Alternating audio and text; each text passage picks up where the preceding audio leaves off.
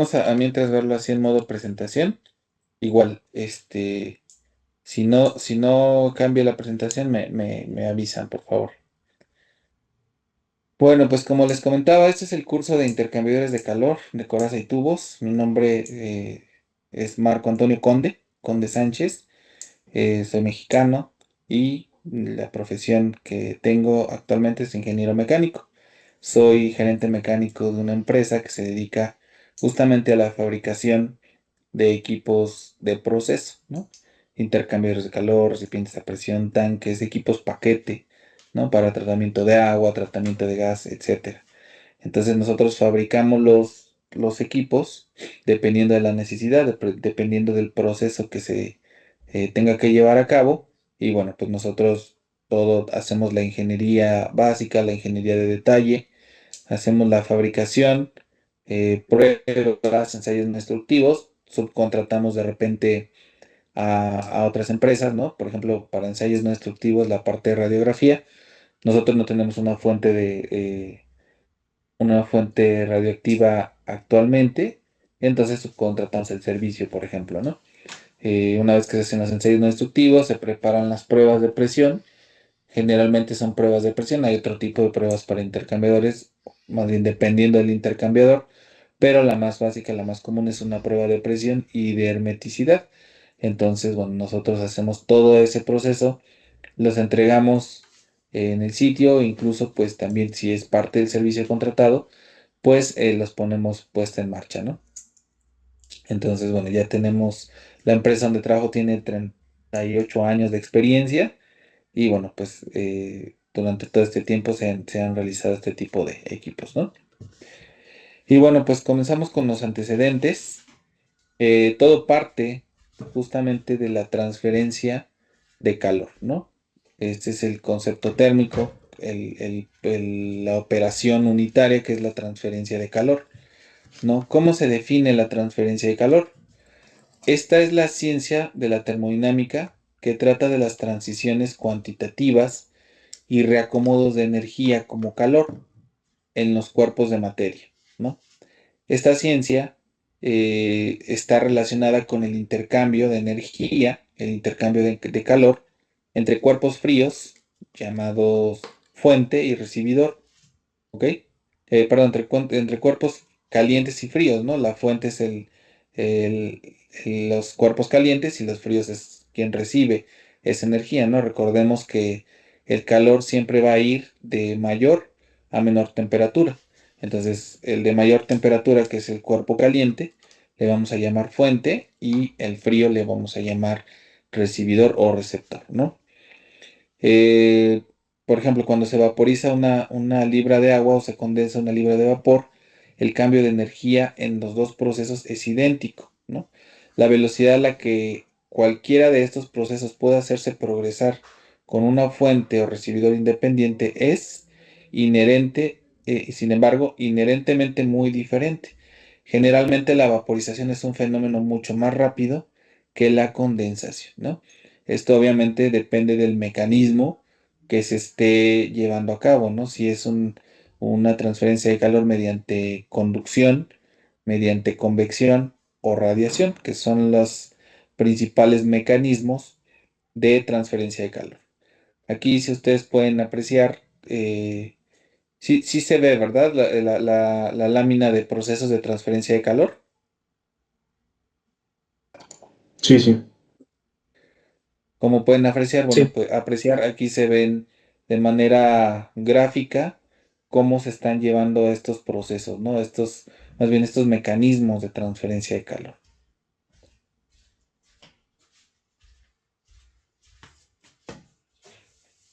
Iniciando por la conducción, esta es la transferencia o el mecanismo de transferencia de calor, que es a través de un material fijo, estacionario, ¿no?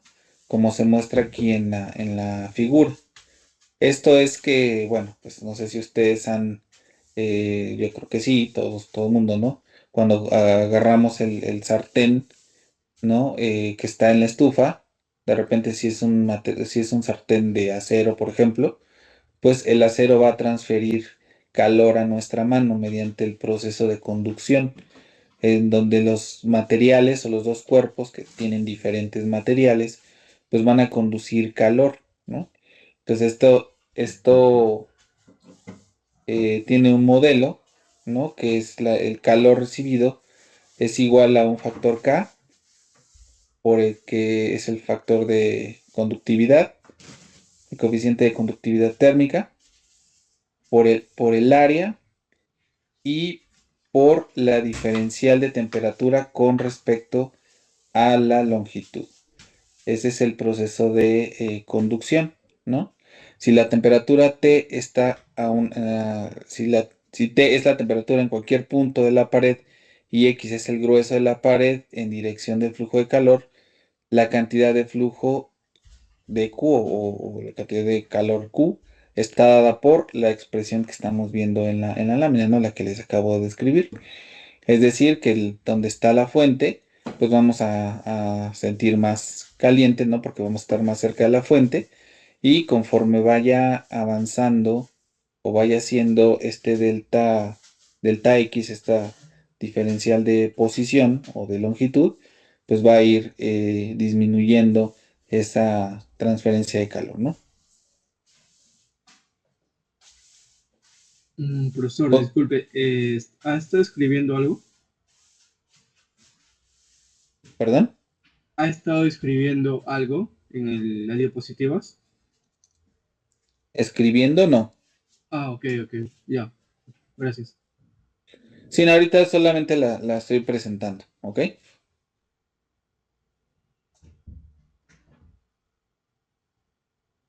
Ok. Posteriormente tenemos el mecanismo de Ingeniero, convección. ingeniero, Sí, adelante. Adelante. qué pena interrumpirlo. ¿No puedes colocar la presentación en la diapositiva en modo presentación para verla un poco más grande? Y solo que, a ver si la pueden ver. Ahorita no sé qué pasó, es como que se pasmó. A ver, por favor dime si la pueden ver en modo presentación.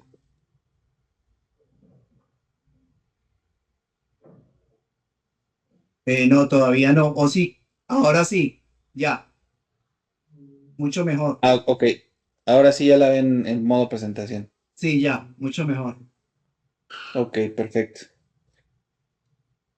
Bueno, el mecanismo de transferencia de calor por convección. Esta es la transferencia de calor entre partes relativamente calientes y frías de un fluido por medio de mezcla, ¿no? Por ejemplo, aquí tenemos una imagen en donde se está llevando a cabo el proceso de convección en una olla, ¿no? En una olla llena de agua. Cuando le estamos calentando, pues bueno, se genera eh, se generan unas corrientes calientes que estas tienden a subir y al enfriarse, bueno, pues estas empiezan a ser como circulares, ¿no? Entonces, esos movimientos son los que llevan a cabo el proceso de convección, es decir, van a transferir calor entre fluidos, ¿no? En este caso, por ejemplo, la olla que recibe calor del fuego, de la llama de la estufa, pues va a calentar el metal y el agua pues va a empezar a fluir, va a empezar a moverse hacia arriba, se va a volver a enfriar, va hacia abajo por la densidad, etcétera. Entonces siguen estos ciclos. Ese es el proceso de convección. Y este está dado por la ley de enfriamiento de Newton, ¿no? Que corresponde a la diferencial de calor es igual a una constante H por por el área por donde está transfiriéndose el calor y por la diferencial de tiempo, ¿no? Esta H es la constante de proporcionalidad y esto pues está ligada a la naturaleza del fluido y a la forma de agitación, ¿no? Esto se determina, este coeficiente se determina experimentalmente, ¿ok? Y como les mencionaba, bueno, pues esta ecuación o este modelo pues se describe mediante la ecuación de enfriamiento de Newton. La transferencia de calor del líquido caliente del fondo del recipiente al resto es convección natural o convección libre. Si se produce cualquier agitación, tal como la provocada por algún agitador, el proceso es de convección forzada. Y este tipo de transferencia, bueno, se determina mediante el modelo mencionado. ¿Ok? Entonces, esa H justamente es el coeficiente de película, el coeficiente de transferencia de calor, y va a estar en función de la naturaleza del fluido, ¿no? Y de cómo se está moviendo este fluido, si es natural, si es forzada, etcétera. Hay algunos números adimensionales que son los que permiten determinar este coeficiente de película, que es el coeficiente de transferencia de calor, H. ¿Ok?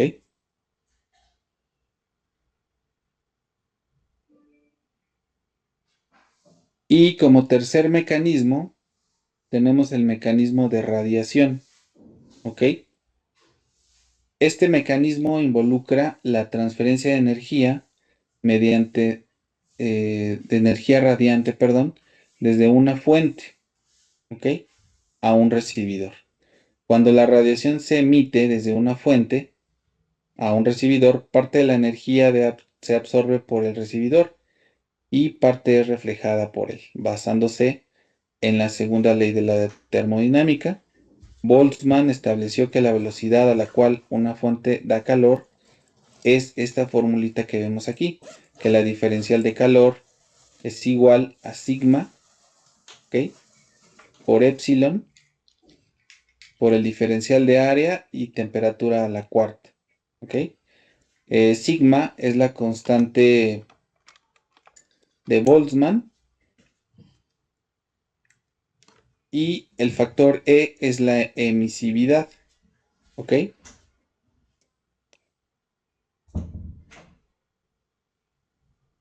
Entonces, esta ecuación es la que describe el proceso o el mecanismo de transferencia de calor por radiación.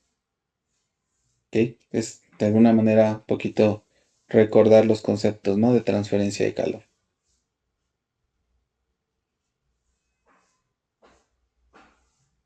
Ok, basado en la información que acabamos de revisar, pues justamente estas se aplican a un intercambiador de calor. ¿Ok? ¿Qué es un intercambiador de calor? Bueno, es un dispositivo, es un equipo en el cual dos corrientes distintas, tanto características, propiedades, etcétera, a diferentes temperaturas, fluyen sin mezclarse. ¿Ok? Esto con el objeto de enfriar una de ellas o calentar la otra. Entonces, estas, pues de alguna manera van a llegar a un equilibrio, ¿no? Pero el proceso de transferencia de calor se va a llevar a cabo. Entonces, ¿cuál es la finalidad? Aprovechar la energía de un fluido y transferírselo a otro fluido para algún proceso específico, ¿no? Vamos a suponer que tenemos eh, el aceite de una máquina de desplazamiento positivo, es aceite caliente y bueno, pues lo que queremos es enfriar ese aceite, ¿no?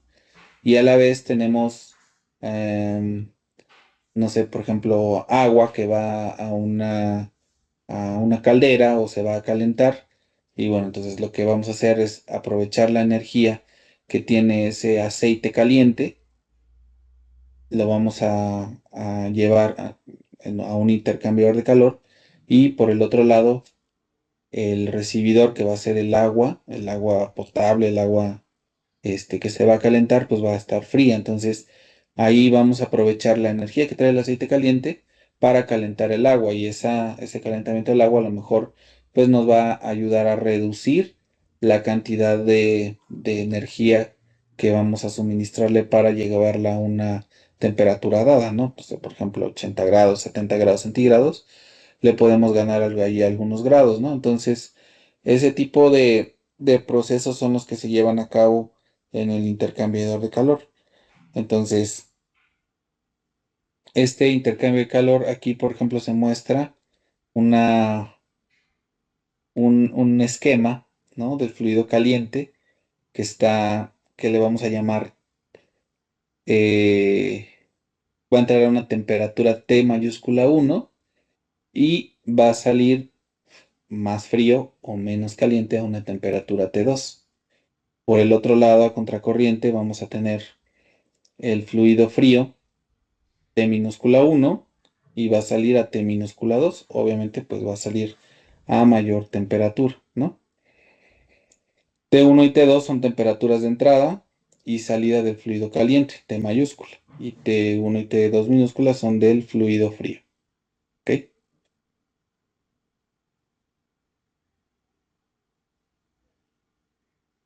Entonces, ¿cuál es el funcionamiento de un intercambiador de calor? Este, como lo mencionamos, se basa en la termodinámica y el intercambio de calor entre dos fluidos. Cuando dos objetos a distinta temperatura entran en contacto, se produce una transferencia de calor, como decíamos, como mencionábamos, siempre de mayor temperatura a menor temperatura, ¿ok? Hasta llegar a un equilibrio térmico. En concreto, los intercambiadores de calor forzan los tres tipos de transferencia: convectiva, que el fluido caliente transmite su calor a la pared interna del tubo o de la placa; conductiva, la que se produce a través de la propia placa o tubo, ¿no? Ahí se va ese calor que ya recibió la placa por medio del mecanismo de convección, pues ahora va a transmitir ese calor, porque ahí ya estamos involucrando un material sólido que es la placa, va a transmitirlo mediante conducción, ¿ok? Y la parte de radiación, en este caso, el calor se transmite desde la parte externa del tubo o placa al fluido con menor temperatura. Entonces, estos tres mecanismos van a estar efectuándose durante el proceso de intercambio de calor en este tipo de equipos. ¿Ok?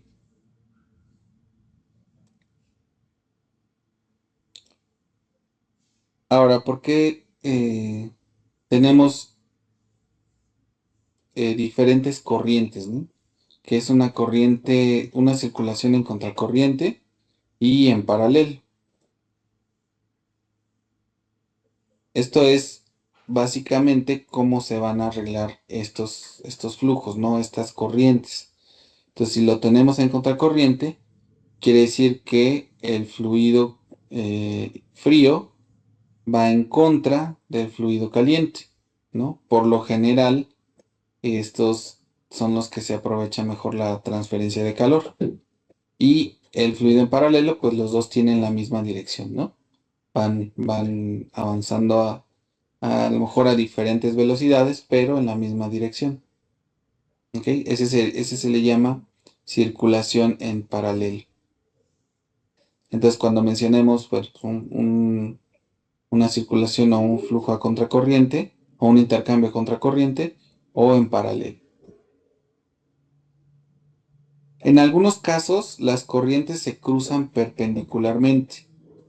¿Ok? Entonces, vamos a suponer que aquí, en lugar de ir en el mismo eje axial, vamos en el eje circunferencial. Y estos casos se les llaman o se denominan Marco, corrientes cruzadas. ¿Sí? sí, discúlpame, es que hace un momento cambié de dispositivo y no estoy viendo tu pantalla. No sé si pudieras dejar de compartir y volver a compartir a ver si con eso puedo volver a verla. Gracias. Sí, sí, claro. Los Sí, demás sí igual pueden me ver. pasa, profesor. No, igual me pasa a mí también, profesor, por favor. A ver, voy a dejar de Ahora sí. compartir para que podamos verlo en Listo, yo modo ya lo veo. presentación. Gracias. ¿Ya se ve? A ver, ahora me dicen si se ve en Sí, presentación, por ahí, favor. Sí, sí ahí se se puede ve ver. bien. Sí, ya, gracias. Ok, estamos en esta imagen, ¿no? Entonces, del lado izquierdo está la circulación en contracorriente y en paralelo del lado derecho, ¿no? Es básicamente la disposición de las corrientes.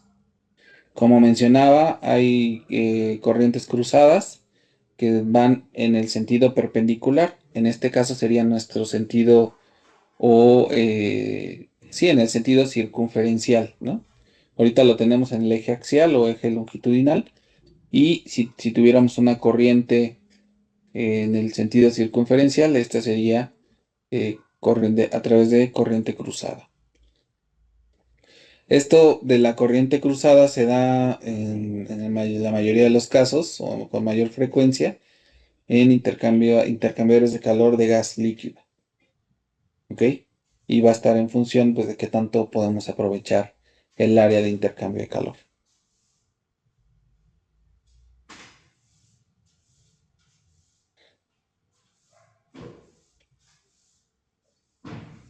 Bueno, continuamos con un concepto bastante importante que es la base del cálculo, perdón, de los intercambiadores de calor.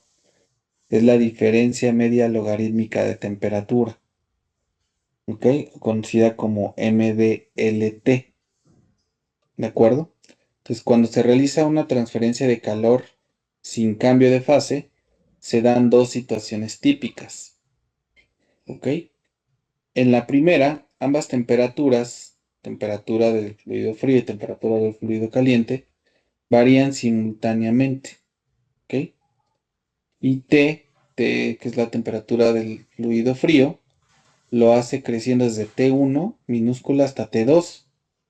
Y T mayúscula lo hace desde T1 mayúscula hasta T2. ¿Ok? Entonces, al graficar estos cambios, se representan en las siguientes figuras, que es la que podemos ver en contracorriente y en paralelo. ¿Ok? Entonces, en contracorriente, pues tenemos T1 del lado derecho, que va haciéndose más caliente hasta llegar a T2 y viceversa, ¿no? Entonces T1, que es el fluido caliente, va a ir cambiando de manera simultánea hasta una temperatura T2. Y el delta temperatura, bueno, pues va en este sentido, ¿no? Y en el caso de paralelo, pues bueno, es un poco diferente, en donde T1, que es el fluido frío, pues va a salir caliente a la temperatura T2 y T1, fluido caliente, de igual manera a la temperatura T2, ¿no? La experiencia ha demostrado que el flujo en contracorriente es más efectivo que el flujo en paralelo. Entonces, por lo general, los intercambiadores de calor, especialmente en los de tubos y coraza, se utiliza mucho el de contracorriente. Pero bueno, pues también va a depender de la disposición que tengan del fluido, ¿no? Y del arreglo que tengan en su sistema para auxiliar estos intercambiadores de calor, tanto de entrada como de salida. Pero es lo más conveniente, o la experiencia sí lo demuestra, que en contracorriente es más efectivo.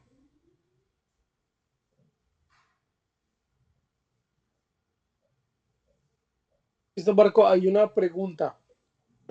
¿Puedes devolverte un slide, por favor?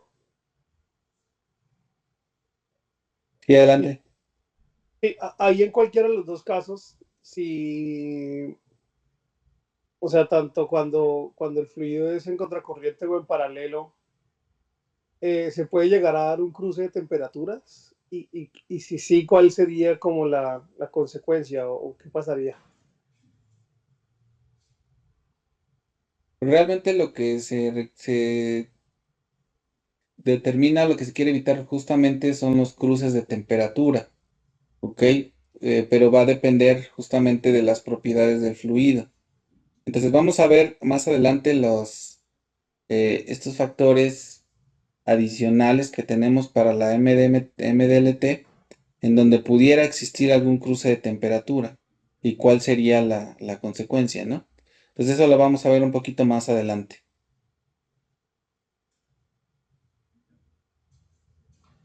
Listo.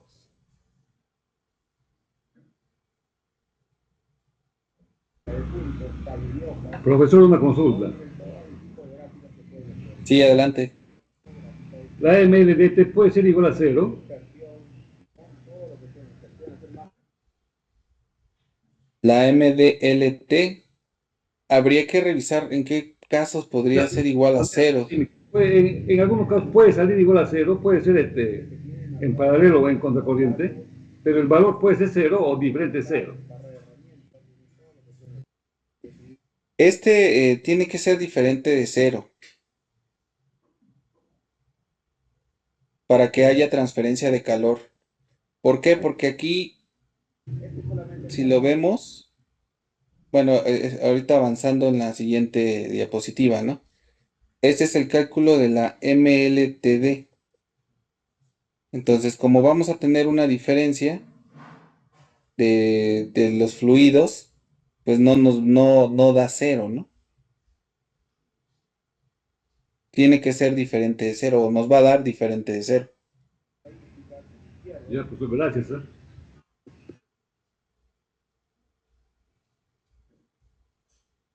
Entonces, bueno, ahorita voy a regresar voy a avanzar a esa diapositiva. Y bueno, esta diferencia media logarítmica, cuando la transferencia de calor es en contracorriente, se puede dar una situación diferente, donde uno de los dos fluidos experimenta un cambio de fase y la temperatura permanece constante durante todo ese proceso, ¿no? Por el calor latente. Por ejemplo, cuando el vapor se condensa en un intercambiador de calor con agua, que se calienta desde una temperatura T1 hasta T2, el vapor cede su calor latente y su temperatura permanece constante. ¿Ok? Cuando hay cambio de fase, pues no tenemos calor sensible, sino es calor latente. La temperatura se mantiene constante. Y el comportamiento de las temperaturas para este caso, bueno, es de acuerdo a la siguiente gráfica, ¿no? Entonces, la temperatura del fluido caliente, que sería el vapor, pues va a pasar de la temperatura T2 a T1 de manera constante, no va a cambiar esa temperatura, pero sí va a estar cediendo calor al fluido frío. Por eso es que T1 de temperatura 1, que es del fluido frío, a temperatura 2, pues sí hay un cambio de temperatura, ¿no? Pero en el caso del vapor, pues no va a haber este cambio, ¿no? Por cambio de fase.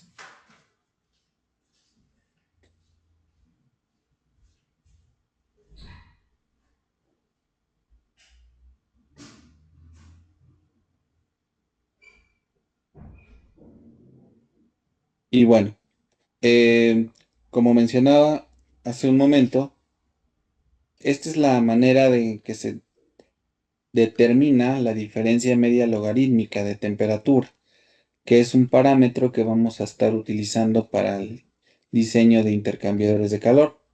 Entonces, el primer paso que hay que seguir es calcular la temperatura media logarítmica, ¿ok? Y esta pues va a estar en función de la disposición de los flujos. Si es para contracorriente, se va a calcular de esta manera, que es temperatura del fluido caliente a la salida, menos la temperatura del fluido frío a la entrada. A este valor le vamos a llamar delta T1 minúscula o igual a delta TA, ¿no? Como viene aquí en la diapositiva.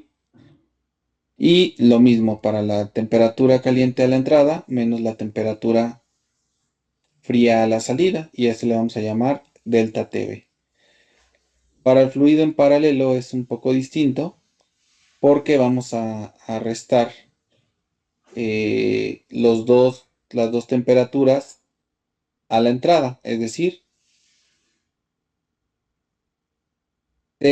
temperatura del fluido caliente a la entrada menos la temperatura del fluido frío a la entrada, y temperatura del fluido caliente a la salida menos la temperatura del fluido caliente a la salida, ¿ok?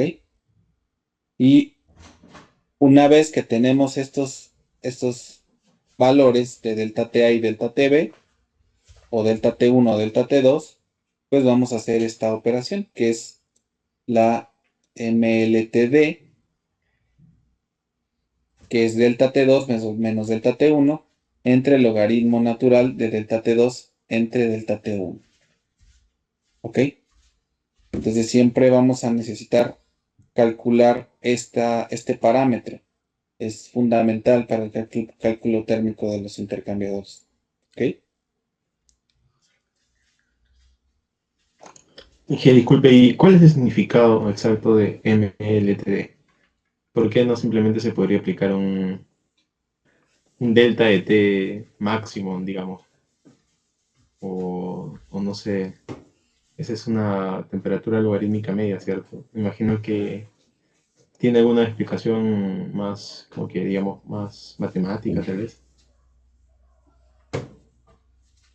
Sí, correcto. Pues básicamente es determinar mediante esta ecuación, pues cómo se comporta la temperatura a lo largo de la relación que tienen los fluidos, ¿no? Entonces, físicamente, ¿cuál va a ser el cambio de temperatura que va a tener el fluido caliente menos el fluido frío a la entrada o a la salida? ¿Ok? Y esto, bueno, ¿cuál es a través del logaritmo natural, pues cuál es ese incremento que se está teniendo, ¿no? Entonces es un parámetro físico que va a determinar cómo va a variar la temperatura en función de la entrada y la salida, ¿no? O sea, vamos, por decirlo de alguna manera, en palabras más básicas, como sacar un promedio de la temperatura. Nada más que, pues, considerando estos parámetros, ¿no? A la entrada, la temperatura a la entrada y a la salida. Es como considerar una diferencia de temperaturas a lo largo de toda la trayectoria de ambos fluidos en contracorriente de forma infinitesimal, algo así. Correcto. Ujú. Sí, hay varias definiciones muy técnicas, muy científicas. Sin embargo, en palabras prácticas es un promedio de la temperatura, ¿no? Obviamente que este promedio pues no es tan trivial, sino abarca el comportamiento de estas temperaturas, o sea, matemáticamente, a lo largo del recorrido, ¿no? Sí, correcto. Gracias.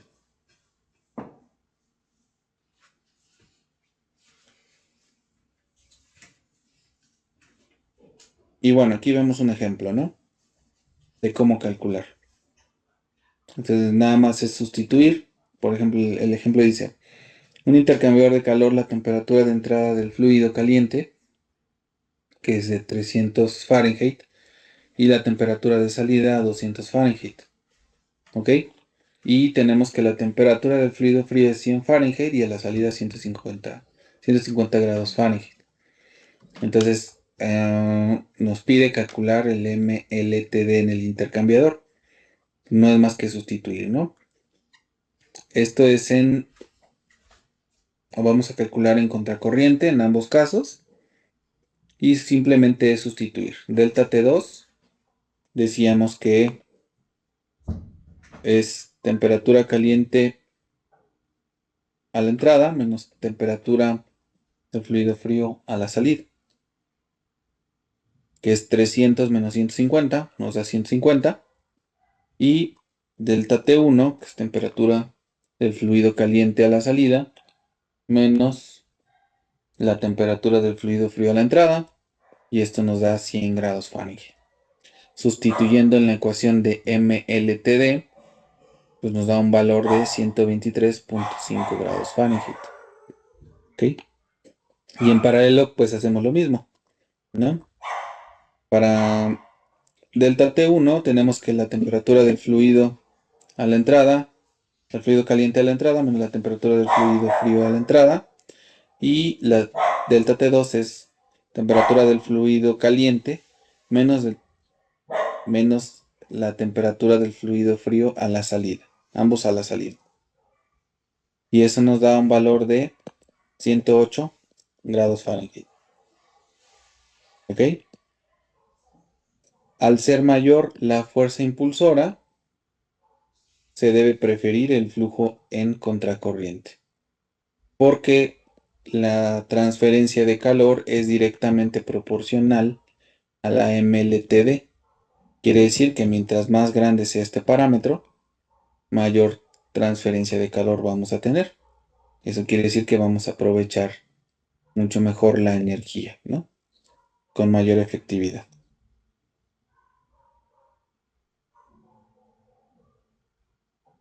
Vamos a dar un... Bueno, no sé si hasta aquí hay alguna duda.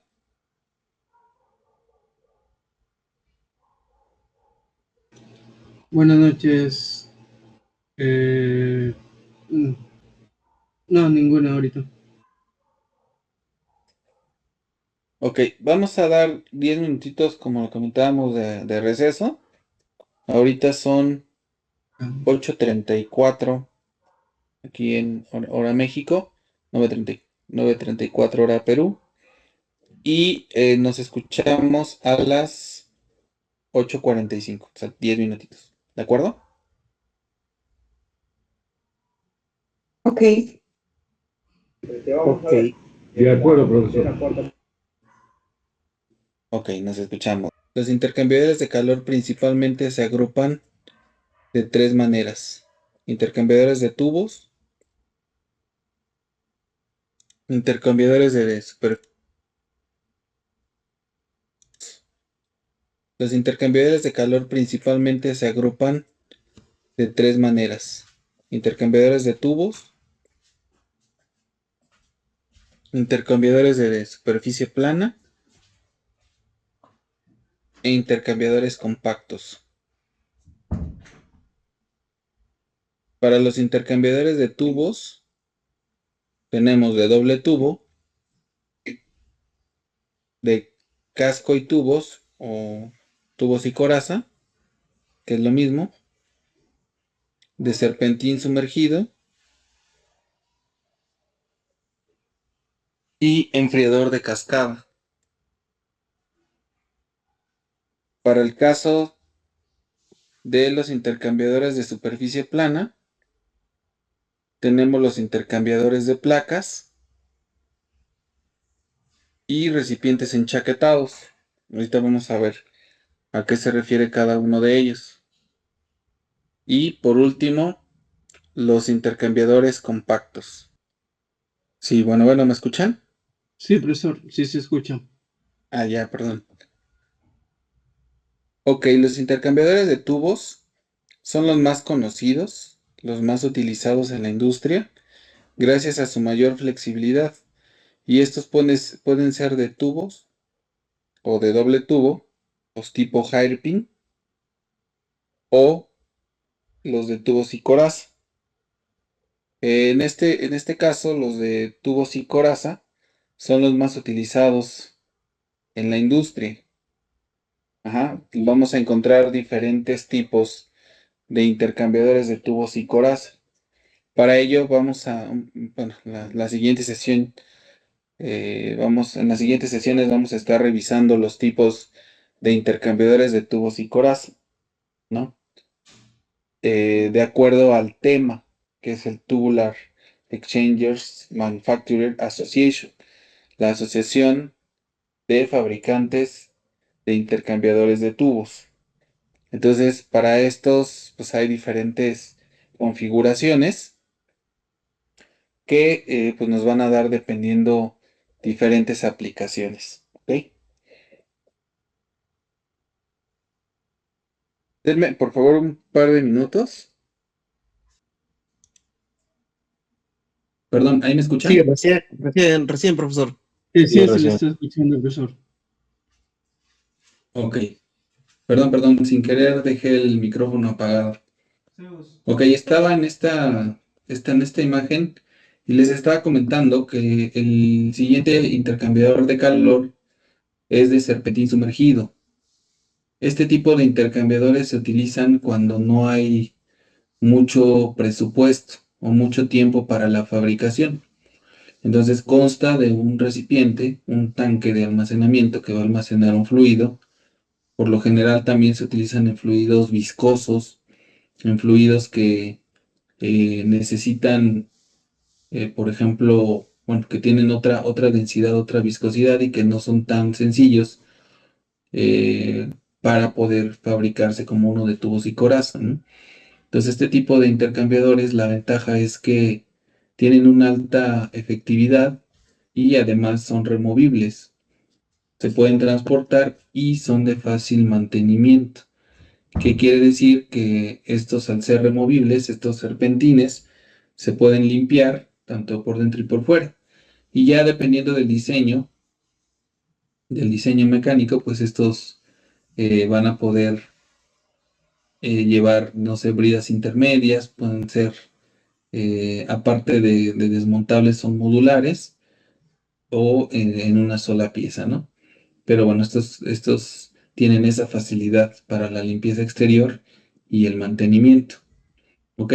Por lo general, este tipo de intercambiadores de calor tienen un serpentín de vapor o es vapor el que va por dentro de la tubería, de los tubos, y van a calentar un fluido, ¿ok? Este fluido, por lo general, es el fluido receptor, que es un fluido frío, y bueno, pues se va a llevar a cabo la transferencia mediante este serpentín.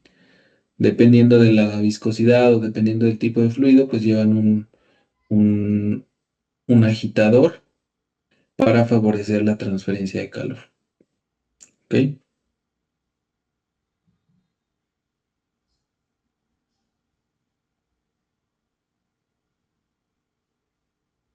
Luego tenemos a los intercambiadores de superficie extendida. Estos permiten aumentar la superficie de transferencia. Los más utilizados son de aletas, son de tubos aletados. Estas pueden ser transversales o longitudinales, según el plano de las aletas donde sea el corte, o sea, dependiendo de la configuración de la aleta. ¿Ok? Entonces, aquí, por ejemplo, estamos viendo algunos ejemplos de tubos aletados y pues como ustedes saben, al colocar aletas en una superficie o al extender la superficie de transferencia de calor, pues aumentamos la transferencia de calor, ¿no? Esto se usa mucho, por ejemplo, en radiadores o precalentadores, donde tenemos espacios compactos, pero queremos aumentar la transferencia de calor. Entonces hay diferentes diseños y diferentes tipos de los tubos. Estos por lo general son de fabricación especial, no son tan convencionales. Entonces, pues bueno, es otra de las ventajas para este tipo de equipos, ¿no? Entonces a estos se les llaman intercambiadores de superficie extendida.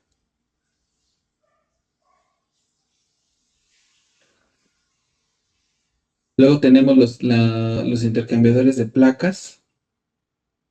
Estos tienen la ventaja de que son modulares, es decir, dependiendo del cálculo de transferencia de calor, pues se pueden ir colocando placas sucesivamente para aumentar la transferencia de calor. Como pueden ver en la imagen de la derecha, este es un intercambiador de placas y se puede ir modificando este banco de placas, haciéndose más corto o más grande, dependiendo de la capacidad de intercambio que queramos realizar, ¿no? Como tal, este consiste en un conjunto de placas de metal armadas en un bastidor, en una estructura, y dispuestas en forma paralela, es decir, una tras otra, de manera que entre la primera y la segunda placa circule un fluido, entre la segunda y la tercera circule otro y así sucesivamente. Estos son equipos muy fáciles de desarmar, de desamblar, así como su mantenimiento. Es muy sencillo, la limpieza. Entonces, la disposición más simple solo son dos corrientes circulando, ¿ok? Y el cálculo pues es relativamente sencillo. Vamos a ver si nos da un poquito de tiempo para ver si podemos ver, antes de iniciar con la parte práctica del software, si podemos ver un cálculo de este tipo, ¿no? Para intercambiadores de placa. Profesor, disculpe, ¿en qué equipos o en qué ambientes se utilizaría este tipo de intercambiadores de placas? Por ejemplo, aquí estos se utilizan cuando tenemos espacios muy pequeños, ¿ok? Y también en fluidos pues altamente corrosivos, por ejemplo. Ujú.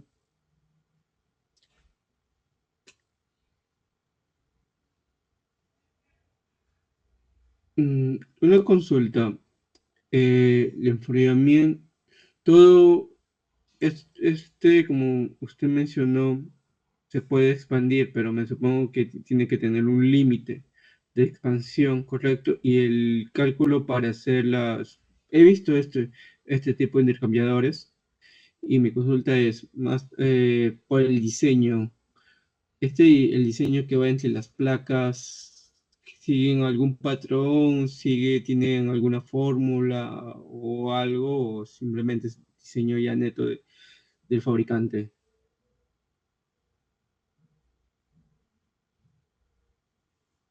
Sí se calcula dependiendo dependiendo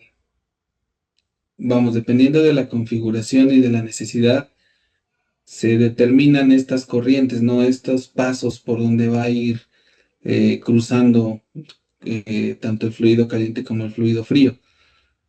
Por ejemplo, hay fabricantes que ya tienen sus propios diseños, ya tienen probados sus patrones, sus placas, y bueno, ellos pues ya determinan la eficiencia, ¿no? Pero pues de igual manera se tienen que calcular. Esto se determina mediante un cálculo, la cantidad de placas y el área que va a estar haciendo la transferencia. Por eso decíamos que eran modulares, ¿no? Dependiendo si a lo mejor tienes una planta al inicio en baja capacidad, pues bueno, a lo mejor ahorita te conviene tener pocas placas y así lo puedes ir expandiendo, ¿no? Obviamente tienen un límite, es el límite del bastidor y el límite del cálculo también. O sea, todo se determina mediante el cálculo.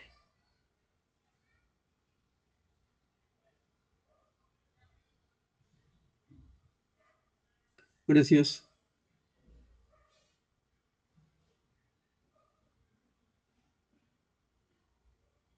Luego pasamos a los intercambiadores de chaqueta. Estos intercambiadores que también son de placa, porque la configuración es una placa, vamos, no es como tal, no es tubular, ¿no? Sino tenemos una figura o una forma de placa. Entonces son los tipos enchaquetados. Este tipo de intercambiadores también son comunes y utilizados en la industria alimenticia, por ejemplo, ¿no? Esos tanques que se ven abajo en la foto, los que tienen la chaqueta Profesor, disculpen, tipo no, diplet. no se logra ver la imagen. Ha quedado la imagen del intercambiador de placas. A ver, me dicen si ahí se ve. Ah, ahí sí se ve. Ahí yo lo puse en modo presentación. Ya se ve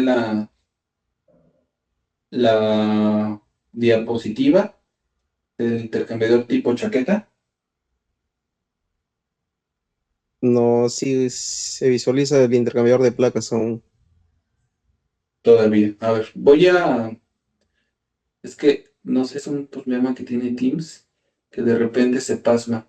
Voy a desconectarme tantito. Voy a dejar de compartir. Vamos a verlo primero. Voy a dejar de Los, compartir. Profesor, disculpe, y si nos pasa las diapositivas y cada uno ya desde su computadora lo podemos ver, porque creo que va a ser más práctico así. Se va hablando, nosotros vamos cambiando y ya no tenemos ese problema de estar necesariamente, porque creo que es el Teams el que está fallando como tal.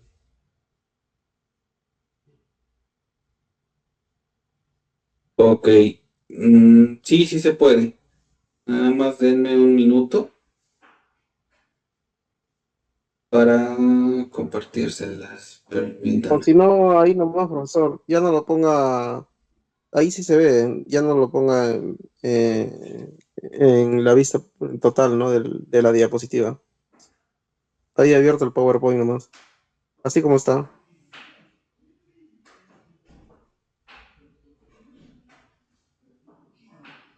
Yo creo que sí, entonces lo vamos viendo así y ahorita les paso la de la... De todas maneras les voy a compartir la presentación. ¿Ok? Vamos a verlo así, si no ya les paso, como dice el compañero, les van guiando ahí en su computadora. ¿Vale? Para ahí no perdernos en las diapositivas. Ok, como les decía, en este tipo de intercambiadores de calor, tipo chaqueta, la configuración es una placa, por lo general, ¿no? Es una placa con cierto patrón, ¿no? Este patrón pues va a depender del modelo de cálculo, ¿no? Por ejemplo, están las chaquetas tipo dimple, están las de chaqueta plana y las de tipo media caña, ¿no? Que son medio tubo. Entonces, este tipo de cambiadores, por ejemplo, los tipo dimple se utilizan mucho en la industria alimenticia. Esos tanques que se ven abajo, que es chaqueta tipo dimple, que tienen como barrenos, lo utilizan mucho en los vinos o para almacenar vinos o cerveza, ¿no? Entonces, ¿cómo funcionan? Pues adentro de igual manera hay un fluido, por lo general es el fluido frío, y pasan por la parte de la chaqueta, es una segunda cámara, pasan el fluido caliente, ¿ok? Entonces, este fluido pues va a calentar el tanque y a su vez, por medio de conducción, va a calentar el fluido que está por el interior, que es por convección, ¿no? Entonces, también se utilizan para enfriar, es decir, en vez de tener agua caliente o algún fluido caliente por el exterior, se utiliza agua fría, agua de enfriamiento, y de igual manera, pues hacen el mismo fenómeno, ¿no? Entonces, aquí sí varían los modelos. Por ejemplo, hay un modelo para calcular tipo chaqueta tipo dimple, hay otro modelo para calcular tipo plano, por ejemplo, o tipo media caña. Entonces, dependiendo de cuál se quiera utilizar. Regularmente o por lo general, pues los más eficientes son el tipo chaqueta o media caña, de chaqueta media caña, o el tipo dimple, ¿no? ¿Por qué el tipo dimple? Porque estos botones que tiene o esta configuración hace que el fluido haga un recorrido. Este recorrido pues va dándole un mayor tiempo de transferencia y al aumentar el tiempo pues hay mayor transferencia de calor, ¿ok? Que en el de chaqueta plana. De igual manera en el tipo media caña pues va a depender también de la cantidad de tubos que tengamos o la cantidad de vueltas, perdón, de vueltas en espiral que se tengan en este tipo de tanques, ¿no? Este tipo de chaquetas son, o tipo de intercambiadores son menos eficientes que los de serpentín.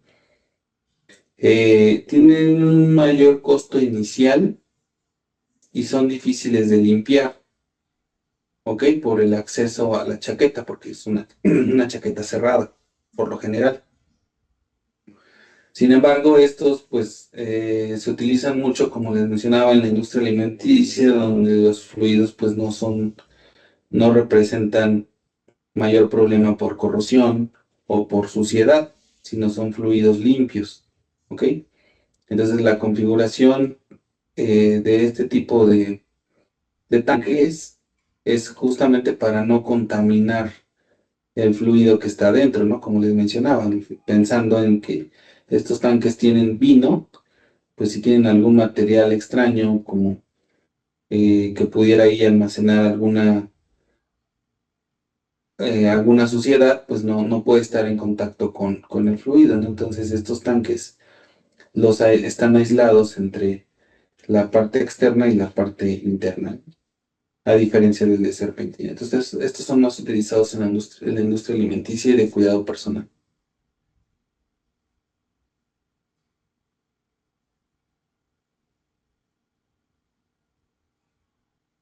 Luego tenemos los intercambiadores de calor compactos, y este tipo de intercambiadores de calor pues generalmente ocupan espacios muy reducidos por su configuración y pues son, digamos que no son tan eficientes, pero hacen un importante papel cuando los espacios son muy reducidos, ¿no? Cuando tenemos, por ejemplo, para un laboratorio o para procesos muy de baja capacidad, pues son utilizados este tipo, ¿no?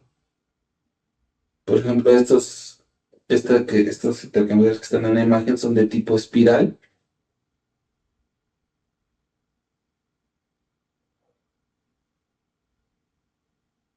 Y hay otros, ¿no? Estamos de tipo cilíndrico, los de tipo cilindro concéntrico,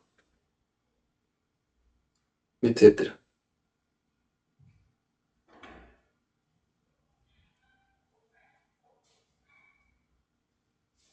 Luego tenemos la clasificación por la distribución de flujo.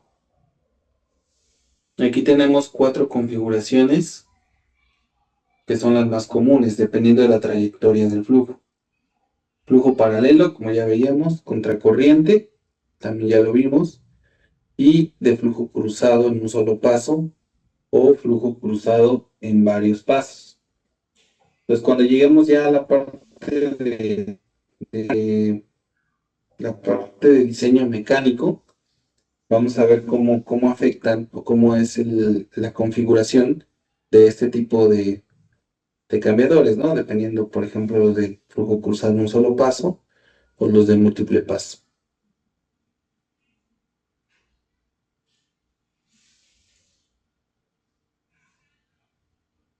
No sé si hasta aquí, compañeros, hay alguna duda.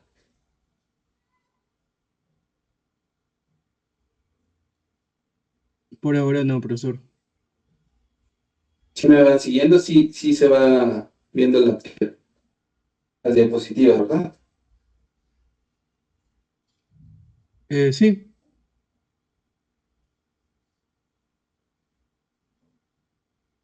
Ok. Luego tenemos la clasificación según su aplicación. Por ejemplo, tenemos las calderas de vapor. Son una de las primeras aplicaciones de los intercambiadores de calor. Y estas se utilizan justamente para calentar, para generar vapor. Ok, y estas tienen una configuración tal que están, dependiendo si son acuatubulares o pirotubulares, es conforme se va a llevar a cabo la transferencia de calor. Si es acuatubular, pues el agua pasa por los tubos, y si es pirotubular, los gases calientes, producto de la combustión, pues pasan por los tubos, y estos van a calentar agua, que a su vez pues se va a convertir en vapor, y esto pues va a los diferentes servicios, ¿no?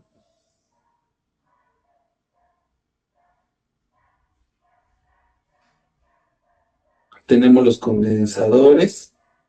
Estos se utilizan en aplicaciones, por ejemplo, en plantas de vapor, de ciclo combinado, plantas de proceso químico y nucleares, ¿no? Son los más utilizados, los servicios más utilizados.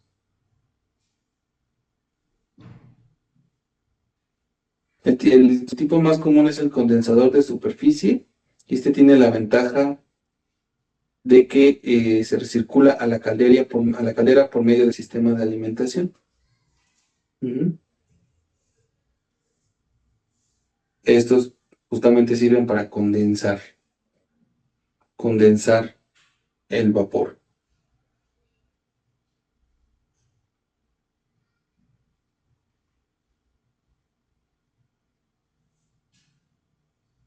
Los intercambiadores de coraza y tubos son los más utilizados, los que vamos a estar revisando a detalle en este curso. Entonces, estos pueden ser de varios tipos: de placa y tubos fijos, de cabezal flotante, haz de tubos en U, tubos aletados de simple paso y de múltiple paso. ¿Ok? Estos intercambiadores son de mayor uso en la industria química, en la industria petrolera, y consisten en una carcasa o recipiente cilíndrico. Por el interior tienen un haz de tubos y se utilizan cuando los flujos son grandes y continuos. Manejan grandes áreas de transferencia de calor. Este tipo de equipos son caros en comparación con los equipos que veíamos, que son desmontables como los de serpentín o los de placas. Sin embargo, tienen un mayor performance. ¿Qué quiere decir? Que tienen una mayor efectividad a la hora de hacer el proceso de transferencia de calor.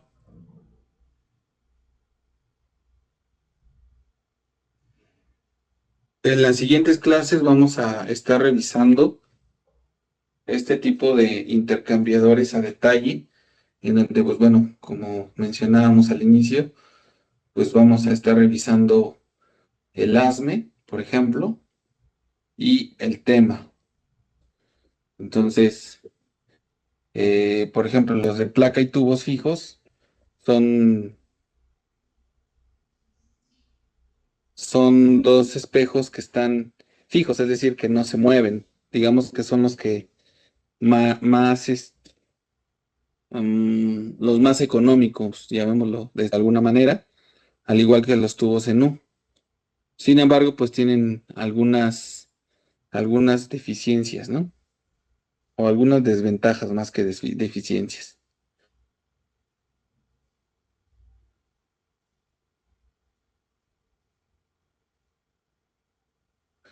Otro tipo de intercambiadores son las torres de enfriamiento. Estas se han utilizado ampliamente para desechar a la atmósfera el calor proveniente de procesos industriales. ¿Ok? En vez de hacerlo a algunos cuerpos de agua, ¿no? Como ríos, lagos, etcétera. Entonces, estas construcciones pues son de mayor envergadura. Sin embargo, se utilizan mucho, por ejemplo, en los ciclos combinados, en las plantas nucleares, en donde pues la cantidad de calor a disipar es bastante, ¿no? Entonces, este es otro tipo de intercambiador de calor. Aquí, por ejemplo, se puede aprovechar la convección forzada o la convección natural, dependiendo del diseño, ¿no? Si es convección natural, pues es el fluido, que en este caso el aire fluye hacia la parte superior, y si es forzada, pues bueno, en este caso quien va a enfriar es el aire, y puede ser mediante algún ventilador o algún extractor, ¿no? Para hacer la convección forzada.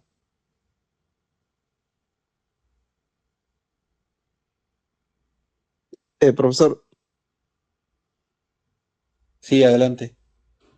una consulta. En lo que es el curso, también vamos a ver un poco lo del cálculo para el diseño de esa torre de enfriamiento.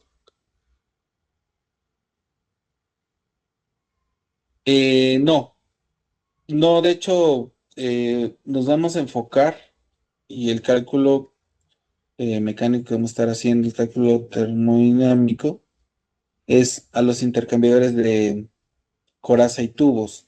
Como les mencionaba, son los más utilizados.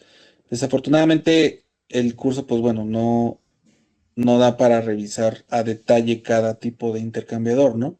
Si no, tendríamos que ver calderas, torres de enfriamiento, por ejemplo, los intercambiadores de placa que vamos a revisar. Vamos a ver si podemos ver algo muy rápido, que son los más utilizados, ¿no? Pero no vamos a revisar torres de enfriamiento. Ok, profesor. Gracias.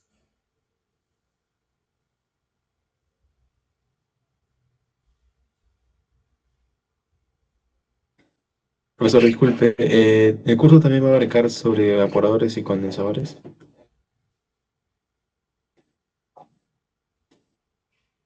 Vamos a ver una pequeña parte de condensadores, pero prácticamente, les digo, el enfoque está muy ligado a lo que son tubos y coraza, ¿no?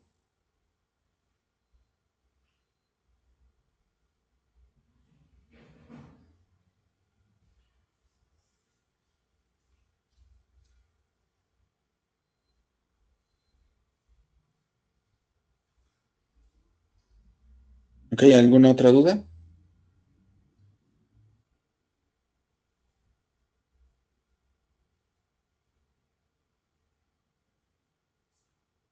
Ok, vamos a hablar de la efectividad de un intercambiador de calor.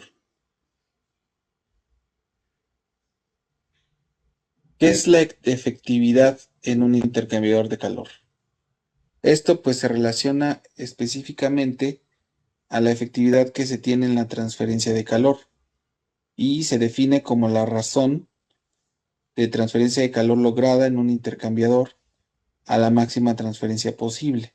¿Ok? Es decir, el calor cedido entre el calor máximo, ¿no? Que pues, se puede ceder teóricamente. Si se dispusiera un área infinita de transferencia de calor, por ejemplo, pues ahí es un parámetro que se tiene que utilizar para definir la efectividad. A la mayor razón de capacidad se le designa mediante C mayúscula y a la menor capacidad mediante C minúscula. Aquí en pantalla les muestro o les estoy mostrando pues justamente la fórmula, la ecuación para determinar la efectividad de un intercambiador de calor. Básicamente está ligado a el coeficiente global de transferencia de calor y a la capacidad que tiene el intercambiador de calor, ¿no? Entonces, por ejemplo, en el caso de contraflujo, es aparente que conforme se aumenta el área del intercambiador de calor, la temperatura de salida del fluido se aproxima a la temperatura de entrada del fluido, ¿ok? Para el caso de flujo paralelo, un área infinita solo significa que la temperatura de ambos fluidos sería lograda si se permitiera que ambos se mezclaran libremente en un intercambio de tipo abierto. ¿Correcto? Entonces, pues va a depender nuevamente del flujo que tengamos, ¿no? Si es a contracorriente o es en flujo paralelo.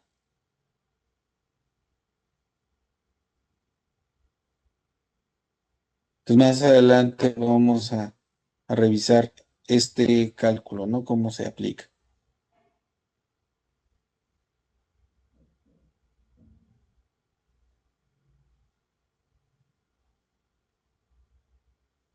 No sé si hasta aquí tengan alguna duda, compañeros.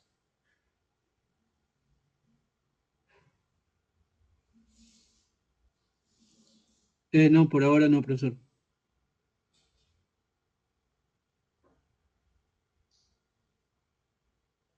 Ok, actualmente hay softwares que se enfocan en el cálculo térmico de los intercambiadores de calor y estos pueden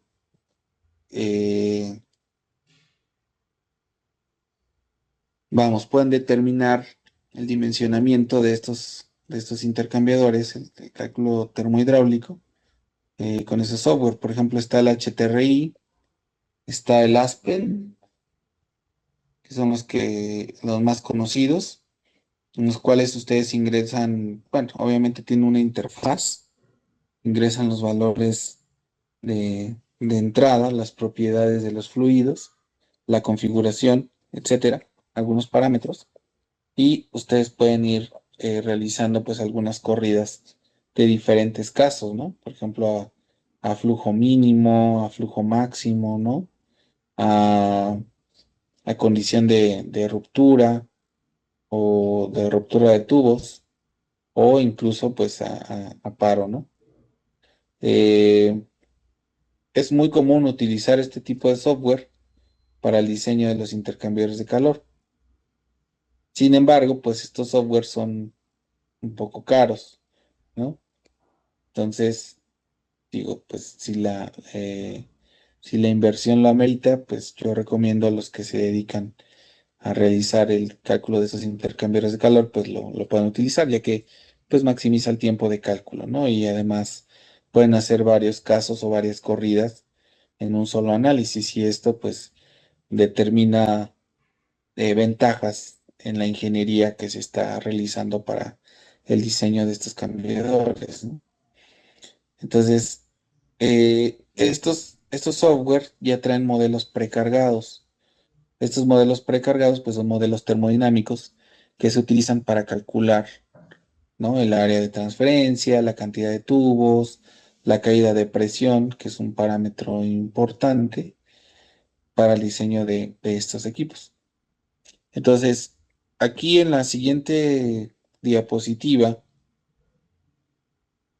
vamos a ver un ejemplo, o más bien el modelo termodinámico, termohidráulico, de un diseño de un intercambiador de calor de doble tubo. ¿Ok? Aquí nos va indicando paso por paso. Bueno, aquí ya lo pusimos aquí en la diapositiva. Paso por paso para determinar y llegar al área de transferencia de calor. Este es para, Ingeniero, ¿sí? tengo una pregunta. Sí, adelante. ¿Hay algún software que permita hacer un test del diseño que se desarrolle en el software?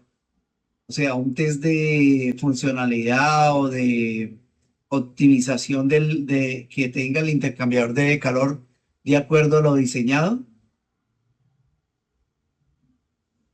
Mm, pues sí, o sea, este software, el HTRI, por ejemplo, que es el que yo he utilizado, sí te da un performance, ¿no? Te da la eficiencia de intercambio. Incluso tú le puedes poner un porcentaje de sobrediseño. No sé, ¿por qué de sobrediseño? De repente en los intercambiadores de calor, pues intervienen muchos factores, ¿no? Entre ellos la corrosión, por ejemplo, o el parámetro de incrustación. Entonces hay veces que hay servicios muy corrosivos o altamente corrosivos en los cuales se, se, se puede llegar a romper un tubo, ¿no? Por ejemplo. Y ese tubo para que, digo, no vas a echar a perder un intercambiador de calor por un solo tubo. Entonces, ese tubo se cancela. ¿Qué quiere decir? Se taponea. Y tú puedes colocar un factor de sobrediseño para que te considere esa área en caso de que tú tengas que cancelar ciertos tubos. Regularmente el sobrediseño es del 10%. Entonces, ¿de qué va a hacer? Que te va a calcular un área del 10% mayor para que tú tengas esa ventaja durante la operación de tu intercambiador de calor.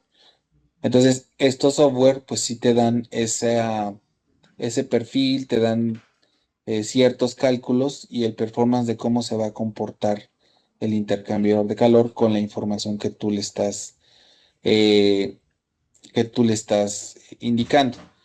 Si te refieres como a una simulación, hay software, pero estos ya son más genéricos para el sistema simulación, para el cálculo o el método de simulación gráfico dinámica, pues ya tú tienes que modelar tu, tu equipo, tu intercambiador de calor, hacer tu volumen de control, ingresar las corrientes y puedes ver también cómo se comporta el fluido a lo largo del intercambiador de calor.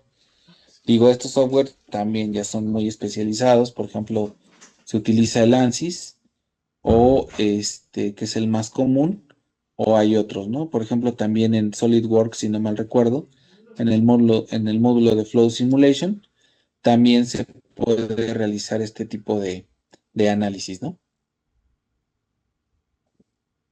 Sí, sí, contesté tu pregunta. Ok, gracias. Sí, sí, señor. Ya contestó mi pregunta. Correcto.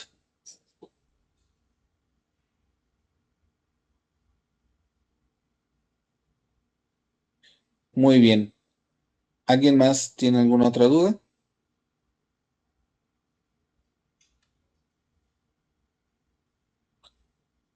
Correcto. Aquí, como les mencionaba,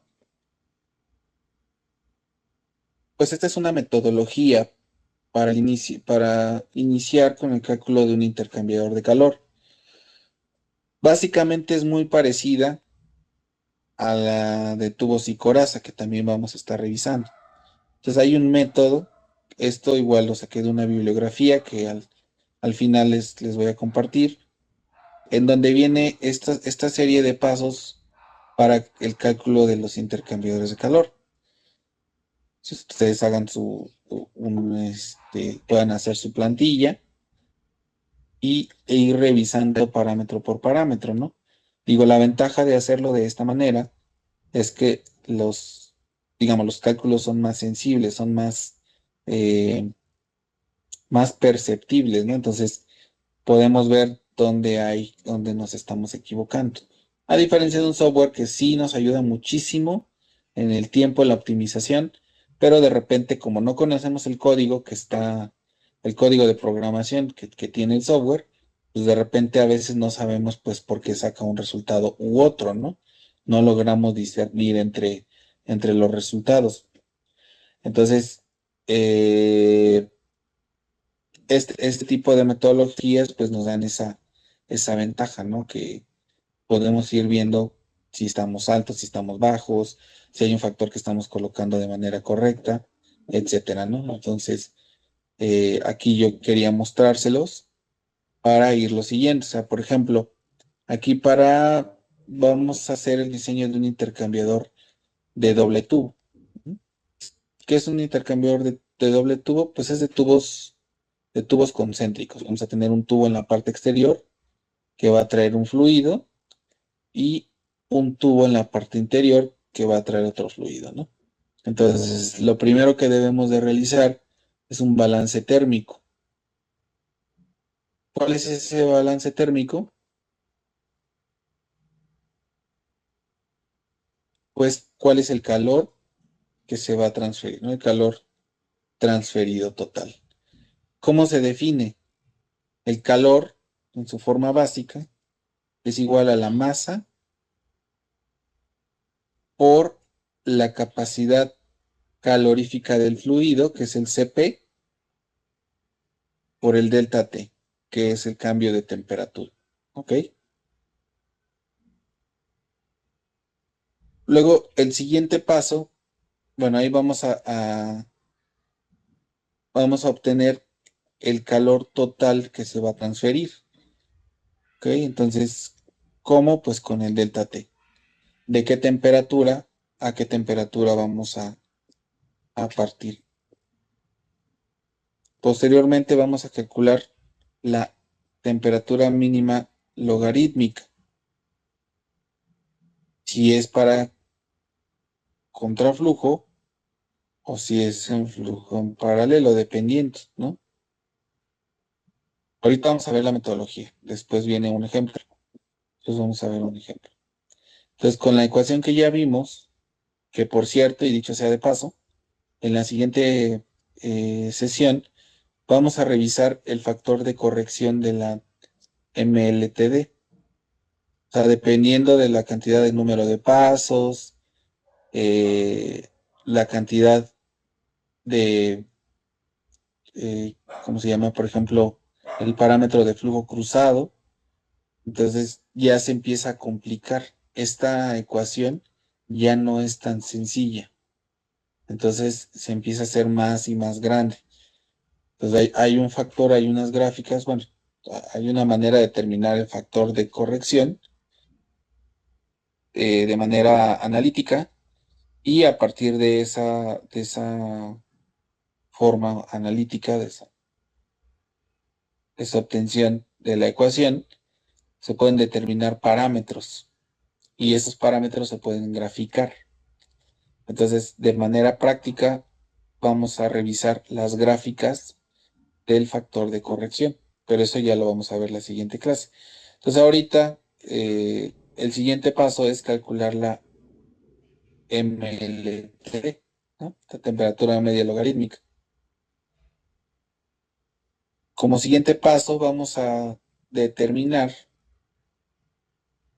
obviamente a partir de la información que tenemos de los fluidos que van a realizar el intercambio de calor, pues sus propiedades. ¿Qué vamos a necesitar? Capacidad calorífica, por supuesto, que es el Cp, la viscosidad, conductividad, la densidad, coeficiente de resistencia a la incrustación, principalmente, ¿no? Ya a partir de esta información, pues vamos a obtener otros parámetros como el número de Reynolds, el número de Nusselt, etc. ¿Ok? Entonces, vamos a listar estas propiedades de los fluidos, tanto para la parte caliente como para la parte fría. ¿Ok? Ahora, determinar las propiedades físicas a la temperatura media cuando se trata de fluidos no viscosos, con un rango de temperatura menor a 100 grados Fahrenheit. En estas condiciones, una relación que nos marca la teoría, la literatura, es este factor de viscosidades, ¿no? En estas condiciones, si este cociente de viscosidades va a ser igual a 1 para fluidos no viscosos.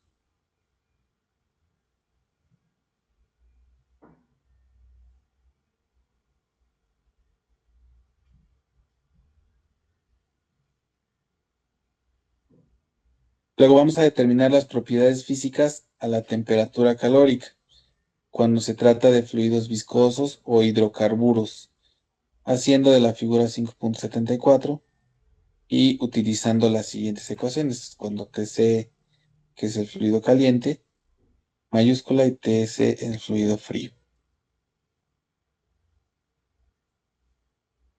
Para el paso 4, vamos a hacer una preselección de los tubos y sus características. ¿Qué información vamos a tener? Diámetro exterior del tubo, diámetro interior,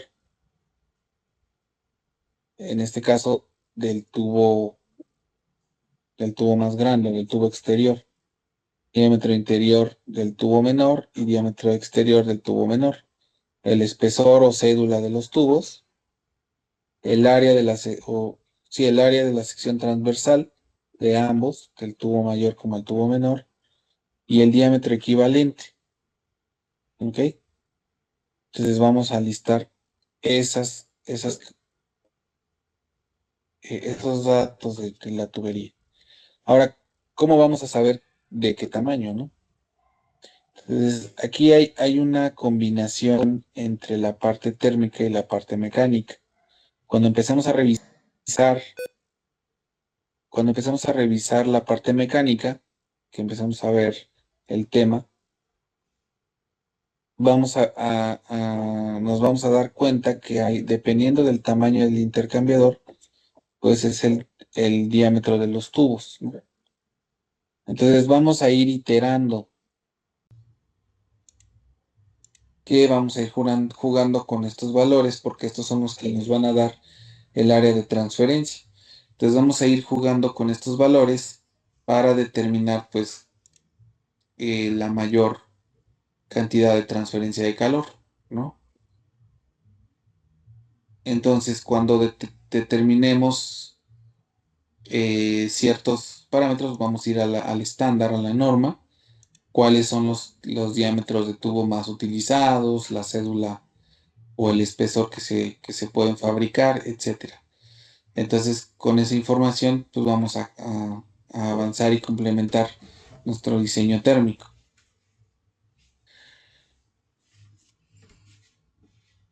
Por supuesto, la determinación de los fluidos, la determinación del curso de los fluidos, si es en paralelo o en contracorriente. El fluido de mayor masa, esta es una regla, irá por el tubo de mayor diámetro o de mayor área de flujo. ¿Ok? Entonces, aquí ya vamos a empezar a calcular el cálculo de coeficiente de película, que es el parámetro H. Acuérdense que esta H es del modelo de convección, ¿no? Entonces, dependiendo del número de Reynolds, si el flujo es turbulento o es laminar. Entonces vamos a usar la ecuación para flujo turbulento o para flujo laminar. ¿Ok? Y con esto vamos a determinar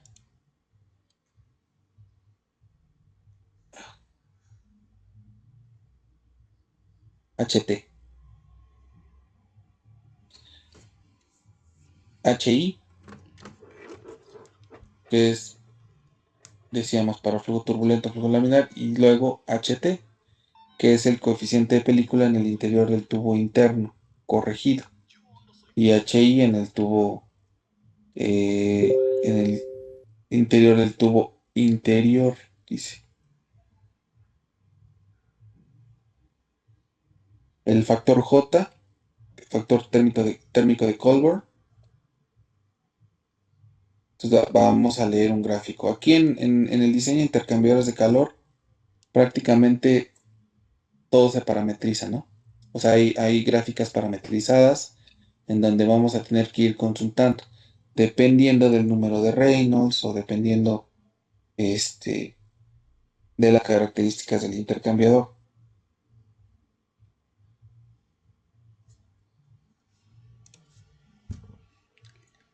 Por aquí viene el cálculo del número de Reynolds.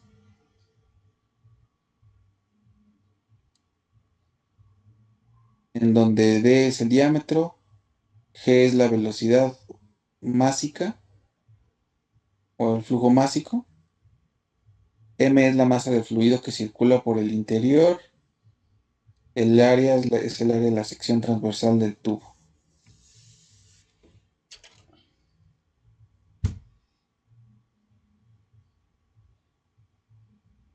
Denme un segundito, por favor. Listo. Entonces, calcular el número de boquillas. ¿Qué es el número de boquillas?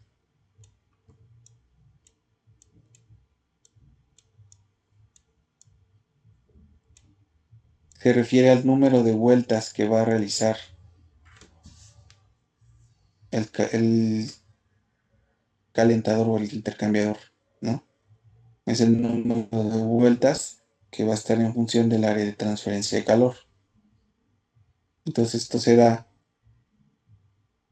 el número de horquillas, más bien. Es que bueno, aquí puse boquillas, perdón, es horquillas. Que es la longitud de tubos entre 2 veces la longitud, ¿no? Total. El número de horquillas es el valor que se redondea si ese no resultara interno, que circula la longitud total del intercambiador de calor y luego el área verdadera. Posteriormente vamos a determinar el cálculo de caída de presión, que es mediante esta ecuación, que como les mencionaba, pues también es un factor importante o un cálculo importante, ya que a partir de él pues vamos a ver cuál es la caída de presión del sistema, y esta pues deberá ser considerado para el diseño o selección de la bomba, por ejemplo, o del sistema presurizador, o del equipo presurizador. Entonces está en función justamente del parámetro F, que está en función a su vez del número de Reynolds, de la longitud total, de la densidad y el diámetro interior.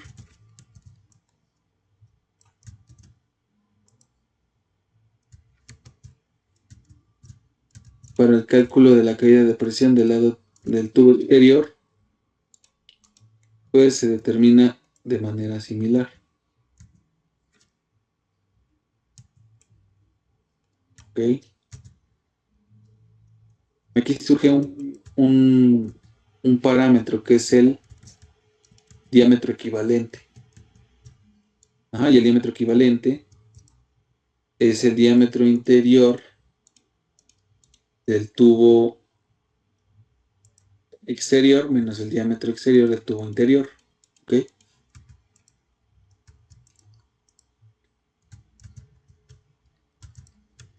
De esta manera es como se puede obtener el diseño preliminar de un intercambiador básico que es de doble tubo. Digamos que es el más sencillo de los intercambiadores. ¿Ok? Aquí tenemos algunas notas que deben de ser consideradas. Por ejemplo, la caída de presión máxima permisible para los líquidos es de 10 psi absolutos y en los gases o vapores de 1 psi. Entonces, ese es un parámetro de caída de presión. No podemos rebasarlo, ¿ok? En algunos casos excepcionales se puede aceptar hasta 3 psi absolutos en los gases. Si el término de diseño de la caída de presión es mayor que la máxima permisible, se debe de hacer un rediseño. Por lo general, solo es necesario cambiar los tubos por otros de mayor diámetro. Lo que comentábamos, hay que estar iterando, dependiendo, ¿no? ¿Qué vamos a considerar? Pues el área, el número de horquillas, que es la constructibilidad, cómo se van a construir, y la caída de presión, ¿no? Utilizando estos parámetros. Que también ustedes, no sé si son diseñadores de sistemas o realizan cálculos de procesos, pues entonces también deberán de definir cuál es su caída de presión máxima. A lo mejor, si es un gas, no podemos aceptar 3 PSI, a lo mejor solamente 2 PSI, por ejemplo, ¿no? Entonces, esos parámetros son los que se deben de tener bien definidos a la hora de realizar el diseño térmico de un intercambiador de calor. Ujú.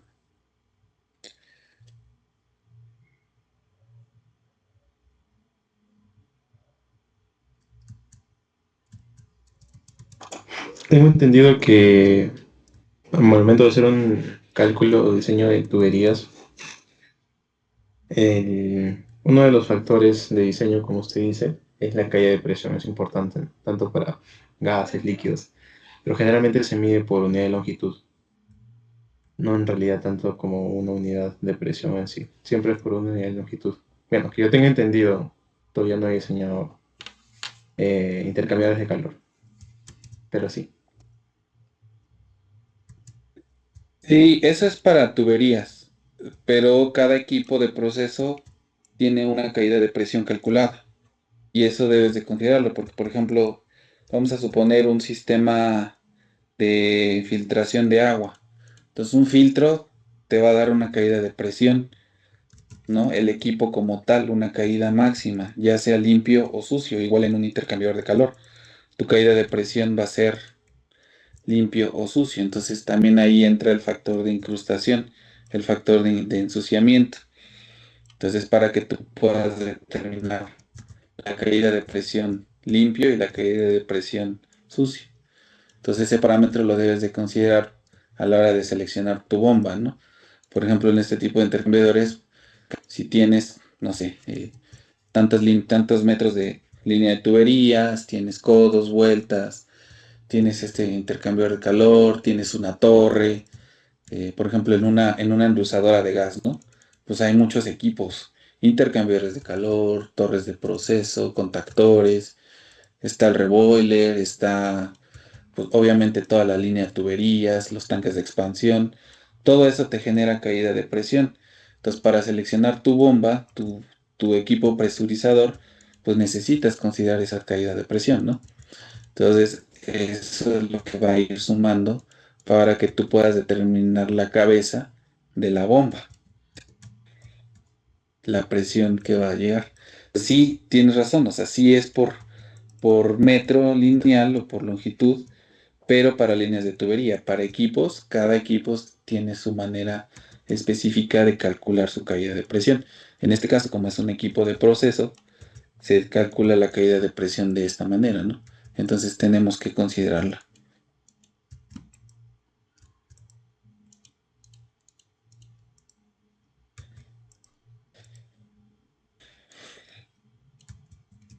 Y esta es la configuración de los intercambiadores de doble tubo, ¿no? Entonces, dependiendo del número de horquillas, es el tamaño del intercambiador de calor.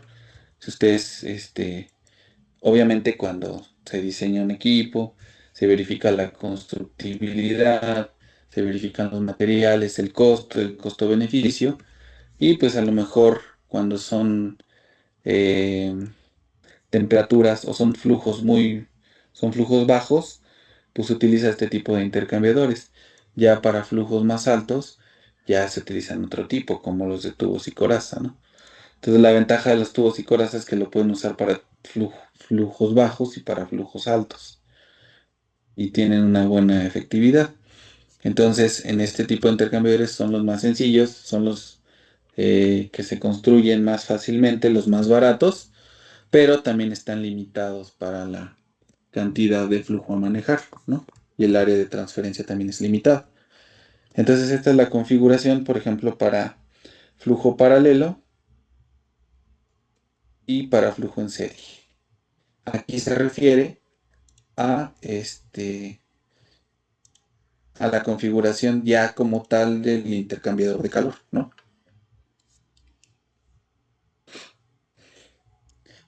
No sé si hasta aquí, compañeros, tengan alguna duda. No, por ahora no. Profesor, Sí, adelante. una consulta respecto al balance térmico, ahí la capacidad calorífica, supongamos que me ha tocado hace como 4 años, eh, estaban armando una planta nueva acá en Perú de glicerina y estaban planteando colocar un intercambiador de calor. En este caso es donde yo no tenga el dato de la capacidad calorífica, ¿cómo o a dónde se puede recurrir en este caso? Pues regularmente este valor está en la literatura, ¿no? Es un valor experimental. Es una propiedad del fluido, sí, del fluido. Entonces, para ciertos fluidos, pues ya hay un valor tabulado de capacidad calorífica. En dado caso de que no, se tendría que obtener de manera experimental, Ah, ya, ok, en el laboratorio entonces. en el laboratorio, correcto. Sí, Ok. no recuerdo ahorita muy bien cómo lo tienes, pero si no sé si te acuerdas o llevaste laboratorio de termodinámica, se determinaban de manera experimental ciertos factores, ¿no? Entonces tenía que Sí, ver correcto. como la capacidad que tiene uno del otro de transferir energía en determinado tiempo a determinada temperatura, ¿no? Entonces así lo vas determinando, si es que no tienes ese valor, pero por lo general la mayoría de estas propiedades pues ya están tabuladas. Ok, profesor, muchas gracias.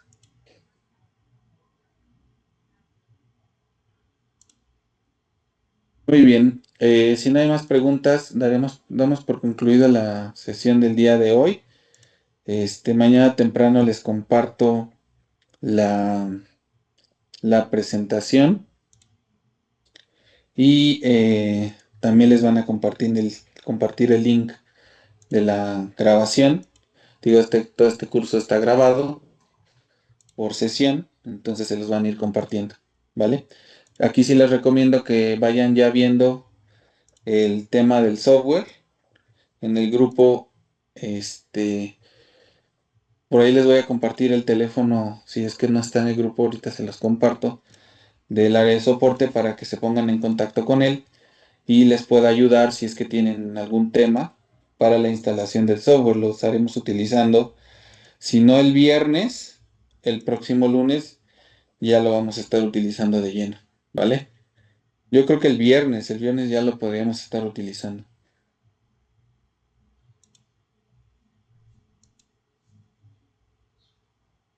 Ok, ¿De acuerdo? muchas gracias. De acuerdo, muchas gracias, Marcos. De acuerdo, muchas gracias. Al contrario, muchas gracias a todos, que pasen buenas noches. Ok, feliz noche. Gracias.